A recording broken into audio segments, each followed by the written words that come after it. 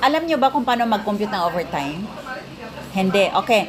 Ang computation ng overtime is yung 1 month salary nyo. So, ngayon is 29,500. Tapos, sa buong buwan yan, di ba? Basic salary. So, sa isang buwan, merong 30 days.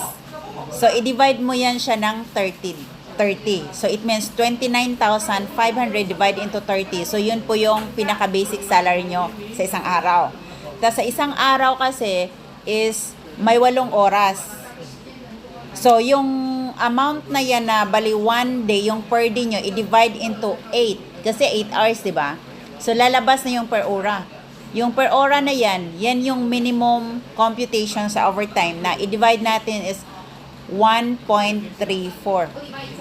So, yun na yung magiging nyo, yun yung magiging per ora. So, 29,500 divided into 30, so 984. Okay? Yung 984, kasi yan siya, sa isang araw yan, i-divide natin sa 8 oras. So, i-divide into 8, so 123 per hour. Per hour. Yung per hour na yan is 123 times 1.34. Kasi minimum computation yan. So, magiging siya, 123 times 1.34. So, ang per ora is 165. Okay, 165. Yung 165, yun po yung tinatanong ko sa inyo. Kung yun ba yung 48.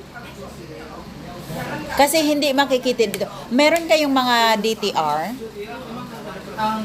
Sa akin po kasi Kasi kung meron kayong DTR time, so 29,500, yan po yung basic salary. Okay? Ang basic salary, i-divide yan into 30 kasi 30 days in 1 month. So yan po yung 984. O hindi ako nagkamali. Yes, 984. Yan yung sa per day na yan. Ngayon, sa isang araw, i-divide mo yan sa 8 kasi may 8 oras. Kaya ang per hour mo yan is 123. Okay? 123. Okay? So, yung computation natin is may dalawa. Yan yung per ora. Okay? Ngayon, ang computation dito is number 1. So, yun yung first 2 hours. 1.34. Okay? Succeeding hours, yan yung 1.67. Okay? So, paano siya computin? Yan po yung 123 times 1.34. So, magkano?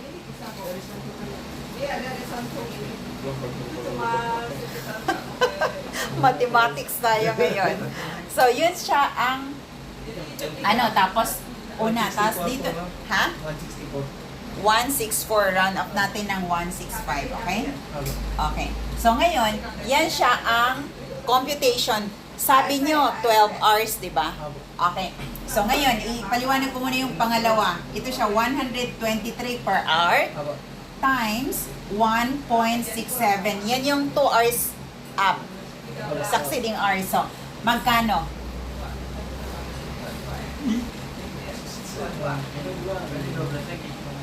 123 times 1.67. 41. To 5. Okay, shall we say 105 na lang yung natin dyan. Okay. Ngayon, ito siya yung pinaka-basic computation ng overtime. Okay? Paano siya natin kumbaga, itong dalawa na to. Okay? Ito yung by ora niya sa overtime. Okay? Ngayon, yun yung sinasabi nyo. Ang pasok niyo sa isang araw ay 12 hours. Tama? 12 hours. Kaso nga lang, may break time kayo na 2 hours. So, ibabawas natin yung 2 hours. Okay? So, magkano siya? 10. Okay. 10 hours. Okay. Yung 10 hours na yan, how many hours we need to work in one day? 8. Diba? Ang required is 8 hours a day. Tama? 8 hours a day. 8 hours a day ang pasok. Kailangan natin makawalong oras. Okay. So, minus 8. Ito yung required sa labor standard law. Required yan sa labor standard law. Okay? So, yan yung, kailangan mag-work talaga tayo ng 8 oras sa isang araw. Pero for example, kung ang amo nagsabi, wala tayong gawa ngayon, half day lang tayo. So, it means for 4 hours lang. Kung halimbawa, mag 4 hours kayo,